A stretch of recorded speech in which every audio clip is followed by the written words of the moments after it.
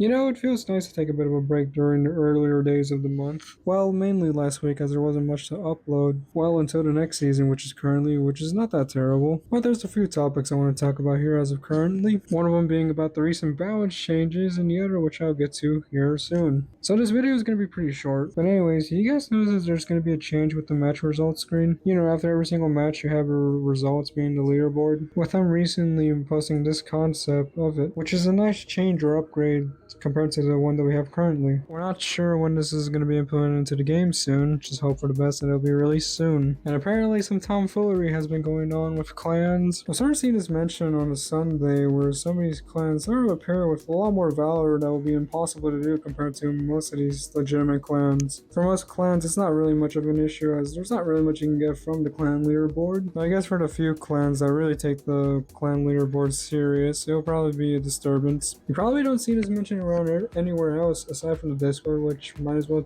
get the word out. Right then, with these two, I guess, smaller topics that I wanted to get out the way, let's just focus on the other two. You probably noticed something strange recently with the Pixel Pass, mainly with it starting with the new season that came out, which most of the time the developers don't usually mention on any noticeable changes that will be for an update through the patch notes. Anyways, let's go over with some of the changes that have happened with the Pixel Pass. One thing that I noticed right away was these two Pixel Pass challenges having 900 Pass XP. Not necessarily a big change, but something that I thought was pretty surprising. So does that mean that the seasonal Pixel Pass challenges will be offering a lot more XP to progress rather than the free ones? Speaking about seasonal challenges, there was also another change to them. Formerly, you used to do is get a few seasonal challenges being available every day, but now recently they decided to do is change them to be weekly challenges. So now you have to wait a week for these challenges to be available. And one last change that I noticed as of recently being that when you get close to the end of the Pixel Pass, towards the Pixel Pass, they used to offer 430 coins and 320 gems when you get close to the end. Well, it seems that they decided to do is reduce them to these now. Though, to be fair for the gems, you do have that one elite challenge that offers 300 gems. But anyways, that's going to do for that segment of the most noticeable changes of the Pixel Pass. Now let's get to the last segment, being the recent balance changes. Now, there's been a couple noticeable weapon adjustments, such as a nerf for the Zombie Slayer. You rarely see anyone run around with Zombie Slayer, aside from probably from the lower levels. Another one being for the balloon cannon, which is a lot more understandable. I can remember it being buffed from the armory rebalance, if I'm not mistaken. There was a buff for the proton freezer, which isn't necessarily as it does perform well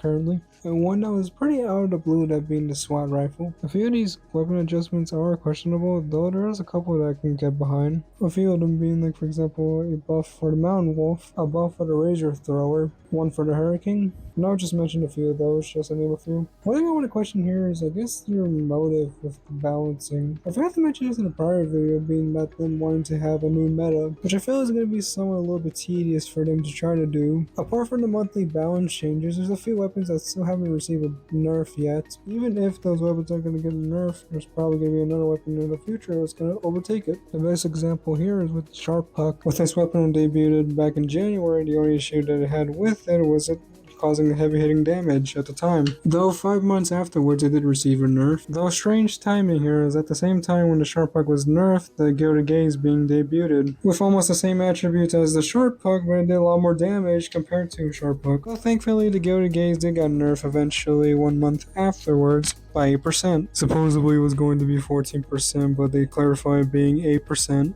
Though with the latest season, with it bringing in more weapons, there's not necessarily been a weapon that's been more broken, apart from the Rebar Slinger. A few weapons, like for example the prototype Chainsaw Rifle and the Rusty Reaper, they don't necessarily do a one-shot. I'll probably make a video talking about the overall balancing with this game. But anyways, I feel like that's gonna do for this video. Not really a lot to talk about, aside from recent events. Can't wait to see how this would go with the rest of the month. Also, that video that I have planned that I mentioned in my last video, it's probably gonna take a while here. Not necessarily sure when it's gonna be uploaded, but I'm hoping for the best to get it finished and then get it uploaded. But anyways, thank you guys for watching, and as always, have a good day, night, or whenever you're watching this video. I'll see you guys in the next video.